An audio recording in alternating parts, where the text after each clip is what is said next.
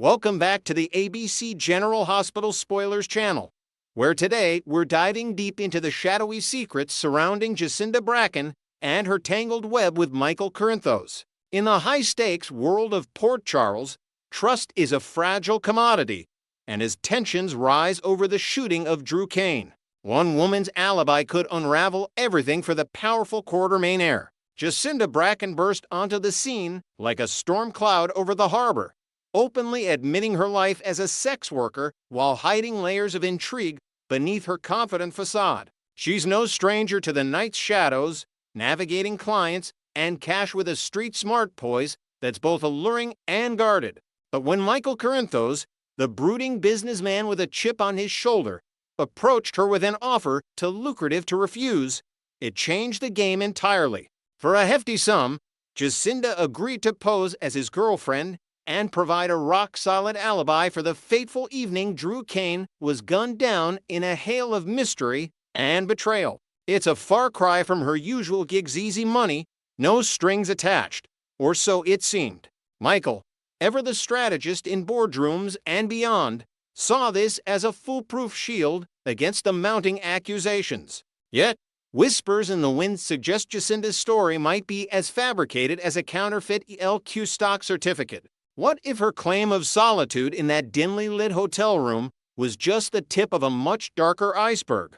Imagine the late-night rendezvous she might have overlooked, or the hurried footsteps echoing in the corridors that night, pulling her into a conspiracy far beyond Michael's payroll. As the plot thickens like fog rolling in from the docks, questions swirl around whether Jacinda was truly flying solo during the shooting. She's painted a vivid picture for Michael, alone with a bottle of cheap wine, scrolling through her phone, far removed from the chaos at the waterfront. But cracks are forming in this narrative, fueled by subtle hints dropped in tense conversations at the Metro Court. Could she have been entangled with the slippery Ezra Boyle, that ambitious schemer whose eyes gleam with ambition? Ezra, with his slick suits and sharper tongue, has a history of crossing paths with women like Jacinda, women who know how to keep secrets for the right price. Picture this, the two of them huddled in a back alley bar just blocks from the crime scene, exchanging coded glances over glasses of bourbon, plotting moves that could topple the city's power players. Jacinda's easy camaraderie with Ezra upon her arrival in Port Charles wasn't just coincidence, it hinted at a shared past, perhaps forged in the underbelly of the entertainment district where deals are struck in whispers. If they were together that night, her alibi crumbles like a house of cards, exposing Michael to the full fury of the law and leaving him exposed in ways he never imagined. Enter Detective Harrison Chase, the PCPD's relentless bloodhound, whose investigation is gaining steam like a locomotive barreling down the tracks. Chase isn't buying Jacinda's solo act. He's digging into her client logs, hotel surveillance footage, and even the faint sense lingering in that room cologne that doesn't match Michael's signature blend. In a riveting scene unfolding in the dimly lit precinct, Chase pores over witness statements, his jaw set in determination as he cross-references timelines with untraceable phone pings from Ezra's burner device. The show is pouring resources into this angle, with extended montages of Chase tailing suspects through rainy streets and interrogating shady informants in smoke-filled lounges. If he uncovers even a sliver of proof that Jacinda was otherwise occupied, Michael's carefully constructed defense evaporates. Chase's partner, the sharp-witted Dante Falconeri, urges caution, warning that rushing could tip off the real culprits, but Harrison's gut screams foul play. This probe isn't just procedural, it's a ticking bomb, primed to detonate Jacinda's credibility and drag Michael into a courtroom showdown where every lie is laid bare under harsh fluorescent lights. Michael's blind faith in Jacinda is perhaps the most heartbreaking element of this saga, a classic tale of a man hardened by loss, yet vulnerable to a pretty face and a well-told story. He's confided in her over candlelit dinners at the Floating Rib, sharing fragments of his fractured family life, tales of Sonny's empire and Carly's unyielding support that no stranger should hear. Jacinda listens with faint empathy, her eyes sparkling under the soft glow, But is it genuine connection or calculated charm? Michael's arrogance, forged in the fires of corporate battles, blinds him to the red flags waving like signal flares. His sister Christina has pulled him aside in heated family gatherings, her voice laced with worry. Michael, you're betting everything on a woman you barely know wake up before it's too late. Even Willow, his steadfast partner, senses the shift, noticing how Jacinda's touch lingers a beat too long during casual encounters at the park. Yet Michael brushes them off, convinced his instincts are infallible, pouring more money into her pocket to seal her loyalty.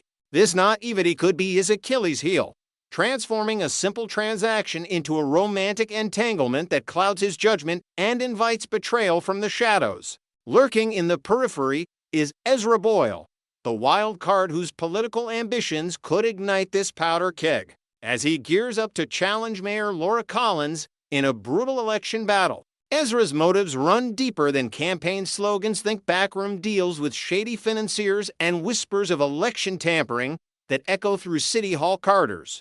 He and Jacinda share a charged history, perhaps a fleeting affair during her early days in Port Charles, where she provided more than just companionship for his high-rolling nights. If they crossed paths on the night of Drew's shooting, Ezra might have leaned on old favors, urging her to fabricate the hotel's story to protect his alibi as well. Imagine Ezra cornering her in a secluded booth at the Haunted Star, his voice low and insistent. Stick to the plan, Jacinda one slip, and we're both finished. His drive to unseat Laura, whom he views as a sanctimonious barrier to his vision of a reformed Port Charles, gives him every reason to silence potential witnesses. This connection adds a layer of political intrigue, blending bedroom secrets with ballot box battles, and positions Jacinda as the unwitting pawn in a larger chess game. On the flip side, Drew Kane's relentless pursuit of justice paints him as the avenging angel in this drama, channeling his military precision into a personal vendetta. Holed up in his sleek office overlooking the skyline, Drew sifts through evidence with Scout by his side, her innocent questions fueling his fire. He's spared no expense. Private investigators, forensic experts, even hacking into encrypted communications to pin the shooting on Michael, whom he blames for fracturing his bond with the Quartermaines. But deep down, Drew's bravado masks doubt, Michael's cool assertion during a charged confrontation at the hospital. If I'd pulled the trigger, you wouldn't be standing here gloating. Plants seeds of uncertainty. Drew paces the waterfront at dawn, replaying the night in his mind, the crack of gunfire mingling with waves crashing against the pier. His alliance with the PCPD, bolstered by insider tips from Anna Devane, keeps the pressure on. But if Jacinda's web unravels, it might redirect suspicion toward Ezra's circle, forcing Drew to pivot in unexpected ways. As the episodes unfold, red-hot spoilers suggest Michael's infatuation with Jacinda is blossoming into something perilously real, with stolen kisses in hidden alcoves and promises whispered under starlit skies. But this budding romance teeters on the edge of disaster as her secrets threaten to erupt like a volcano buried beneath the city. Will Chase's dogged pursuit expose the truth, shattering Michael's world and handing Drew the victory he craves? Or could Ezra's machinations pull Jacinda deeper into loyalty to him, leaving Michael to face the consequences alone?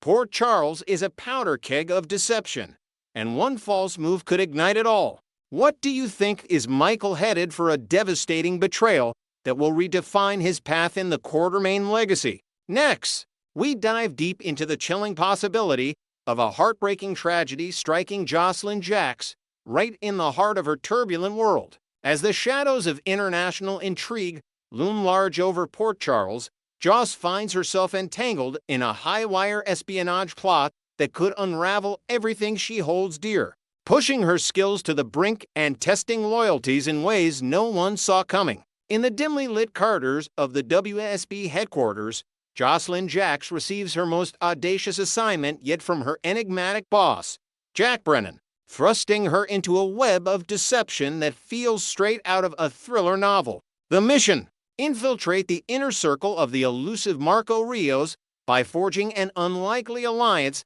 with his close confidant, Lucas Jones, all in a bid to unearth damaging secrets about Marco's shadowy operations. Marco, revealed as the cunning son of the formidable Jen Sidwell, is set to take up residence in the Gothic splendor of Windermere Mansion alongside his father, a sprawling estate on Spoon Island that has long whispered tales of betrayal and hidden fortunes. Joss's role demands she play the part of a charming insider, attending lavish gatherings where champagne flows like secrets and every conversation could be a trap.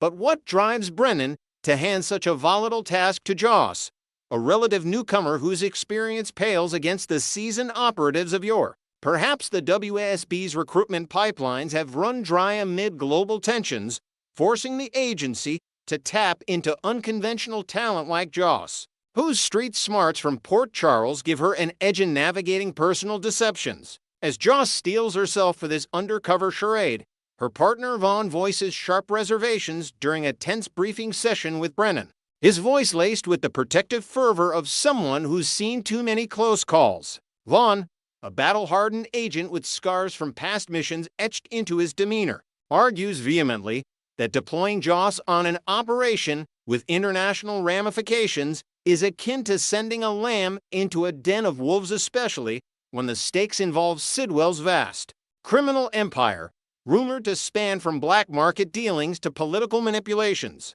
Brennan, ever the unflappable strategist with his piercing gaze and clipped responses, dismisses Vaughn's protests as clouded by lingering affections for Joss, a subtle nod to their complicated history that once blossomed into romance but now simmers as unresolved tension. Yet Vaughn counters with first-hand accounts from field ops where Joss shone in minor reconnaissance but faltered under prolonged pressure, her youthful impulsiveness nearly costing them dearly during a botched surveillance in Eastern Europe. What exactly fills Brennan's days amid this chaos? Whispers among agents suggest he's more puppet master than frontline fighter, orchestrating from afar while his protégés bear the risks. This dynamic raises eyebrows. Is the WASB truly scraping the barrel for candidates, or is Brennan betting on Joss's unorthodox fire to crack a case that stumped veterans for months? The plot thickens as ominous clues pepper the storyline, signaling that Joss's safety hangs by a fraying thread in this November sweep spectacle designed to grip viewers with unrelenting suspense. Portrayed as a silver-haired tycoon with a chilling smile that masks a history of ruthless takeovers from corporate hostile bids to silencing rivals in the dead of night won't tolerate interlopers in his domain. Inventing a layer of his backstory, Sidwell rose from humble immigrant roots in a war-torn country, forging his empire through cutthroat alliances that left a trail of vanished associates. Now, with Marco at his side, he's expanding into cyber espionage, potentially targeting WASB assets worldwide. Joss's feigned closeness to Lucas could trigger alarms if Marco's intuition kicks in. He's no stranger to betrayal, having survived a family coup years ago that claimed his mother's life in a suspicious yacht accident. The WASB's deep involvement underscores the gravity. Sidwell's game isn't mere greed.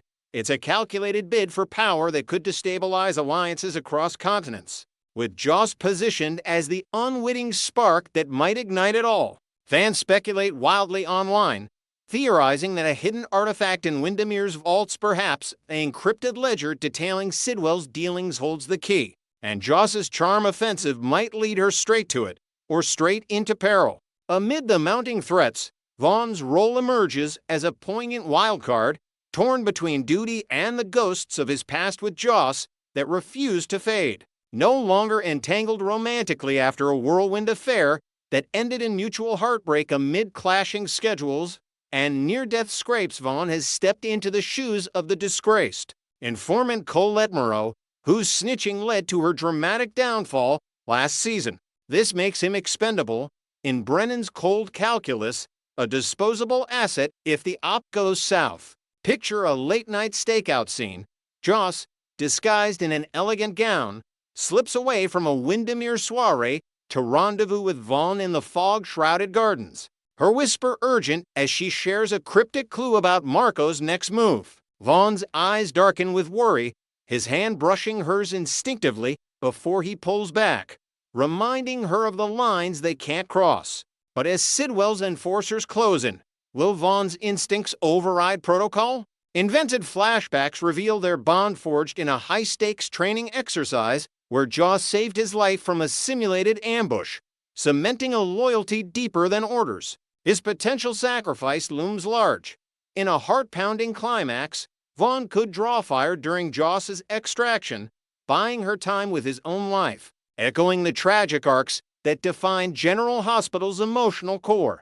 November sweeps promise a torrent of dramarama, and with Joss at the epicenter, the canvas is set for a loss that could shatter her resilient spirit. She's already endured the agony of losing two loves to untimely fates.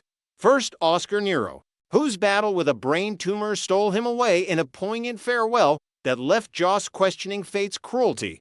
And then Dex Heller, gunned down in a hail of bullets during a warehouse showdown tied to Sonny Corinthus's world. Each departure carved deeper scars, transforming Joss from wide-eyed teen to a guarded warrior. Yet her heart remains perilously open. Adding a new twist, imagine Joss confiding in her mother Carly during a stormy night walk on the docks, tears mixing with rain as she admits the fear gnawing at her Vaughn. With his wry humor and steadfast gaze, join the list of those the Grim Reaper claims? Pascal, another shadowy figure bunking at Windermere with his own vendettas against Sidwell, complicates the mix.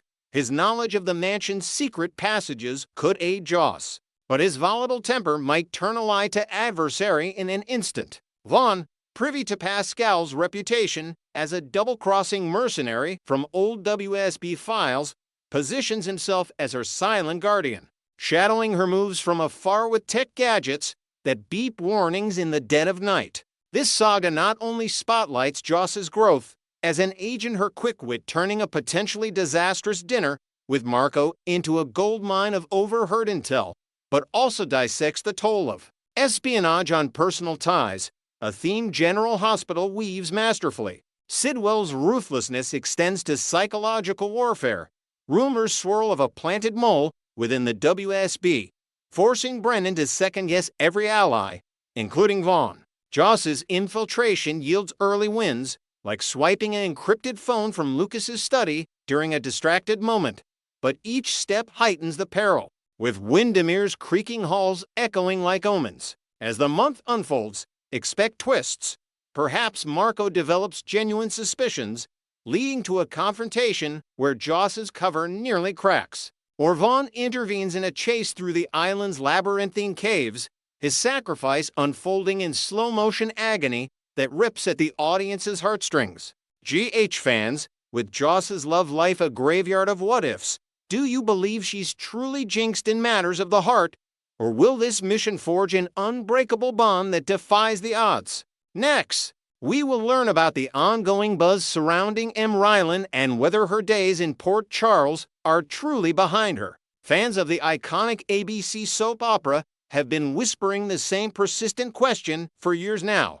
Has M. Rylan, the beloved portrayer of Lulu Spencer, truly stepped away from the acting world for good? It's a topic that stirs up a whirlwind of emotions among viewers who remember her captivating performances. From heart-wrenching family dramas to pulse-pounding romances that kept everyone glued to their screens, M's journey on General Hospital wasn't just another role.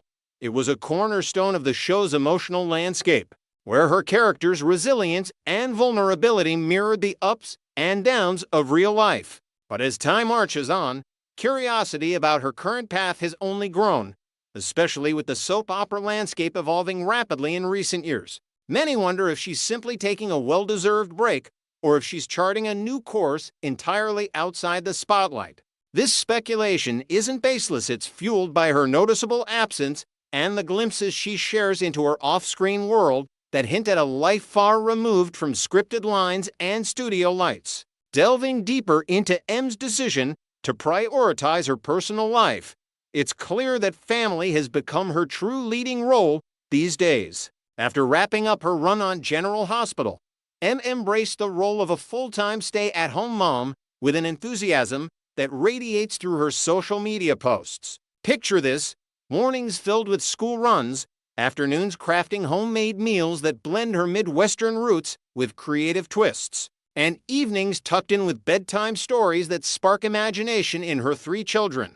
She's spoken fondly about how motherhood has reshaped her daily rhythm, turning chaotic toddler tantrums into cherished milestones and quiet family game nights into her favorite form of entertainment. This shift wasn't impulsive.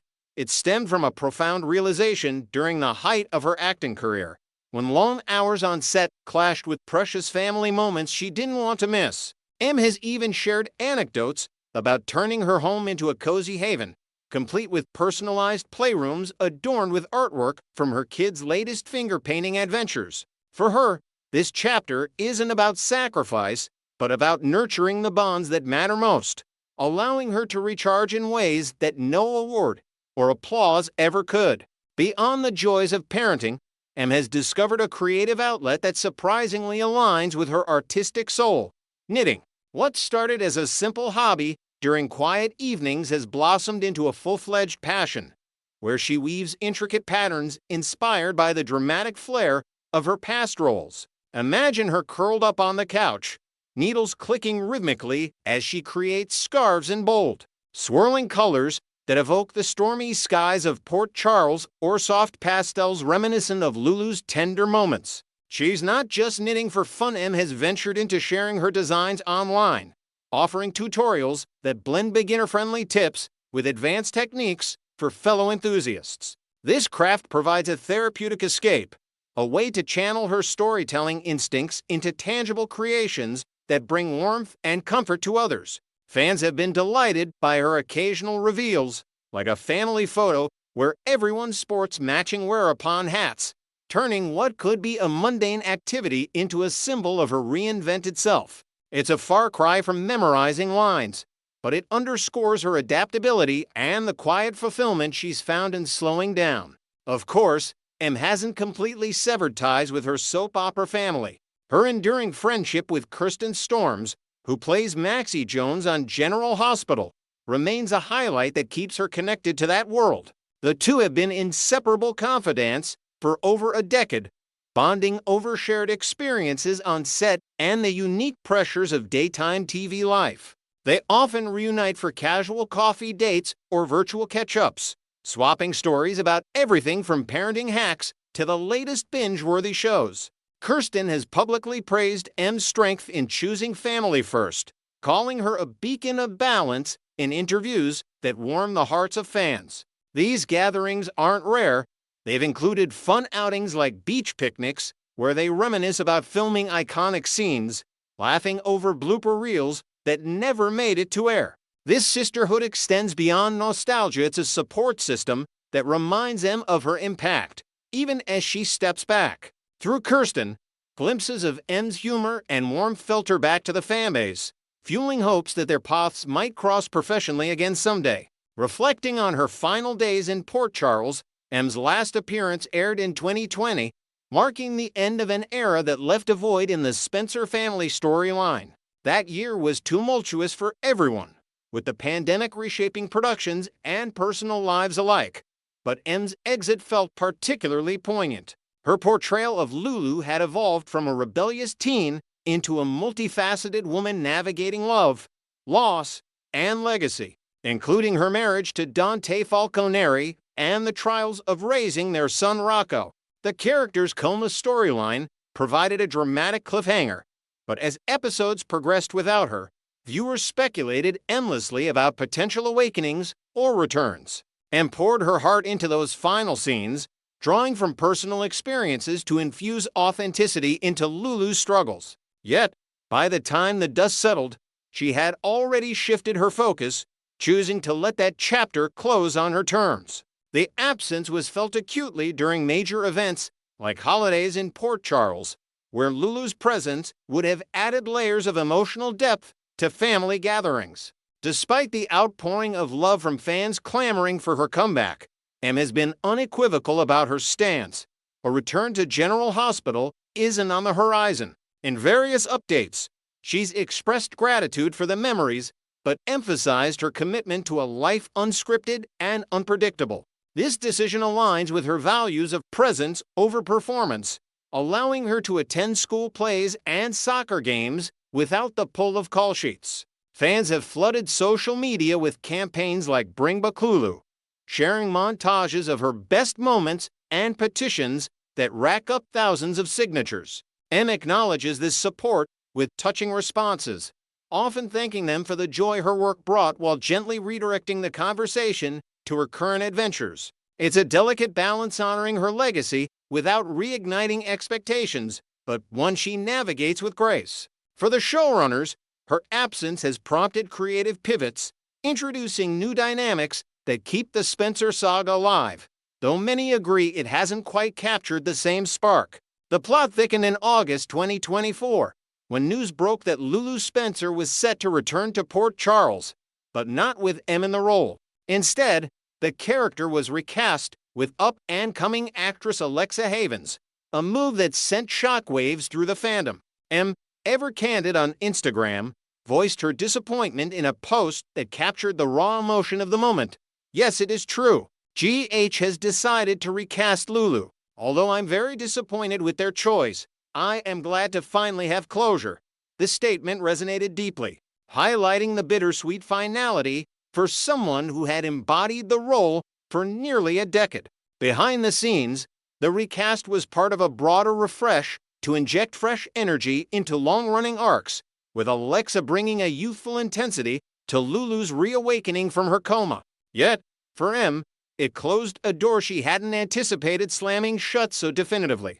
The post sparked debates online, with some fans rallying in solidarity and others speculating on what might have swayed the producers, perhaps scheduling conflicts or M's firm boundaries around her family life. As for what the future holds, M's openness to other opportunities remains an intriguing unknown. Could she grace the screens of fellow soaps like The Bold and The Beautiful, where intricate family feuds echo General Hospital's intensity, or Days of Our Lives? With its timeless tales of love and betrayal, she's remained tight-lipped, but hints in interviews suggest she's not entirely ruling out acting if the right project aligns with her priorities. Imagine her tackling a guest spot that allows flexible shooting, or even a prime-time miniseries that lets her explore dramatic depths without long-term commitments. For now, though, her focus stays grounded in the present, perhaps dabbling in voice work for animations that her kids adore or producing short films from home. This ambiguity keeps the door cracked just enough to fuel fan fantasies, where every red carpet sighting sparks rumors of a surprise cameo somewhere in the soap realm. Ultimately, M. Ryland's devoted followers can't help but pine for her return to television, where her natural charisma lit up even the darkest plot twists. Her absence has left a noticeable gap, prompting discussions on how Lulu's story might have unfolded under her guidance, perhaps delving into redemption arcs or new alliances that could have reshaped Port Charles forever. Social media buzzes with fan art, fanfiction, and nostalgic threads celebrating her contributions, from any nods to fan-voted favorites. M's silence on further comments only amplifies the longing, turning every update into a potential breadcrumb. Yet, in this space of what-ifs, one thing shines through: her legacy endures, a testament to an actress who chose authenticity over applause, inspiring fans to appreciate the stories that linger long after the credits roll.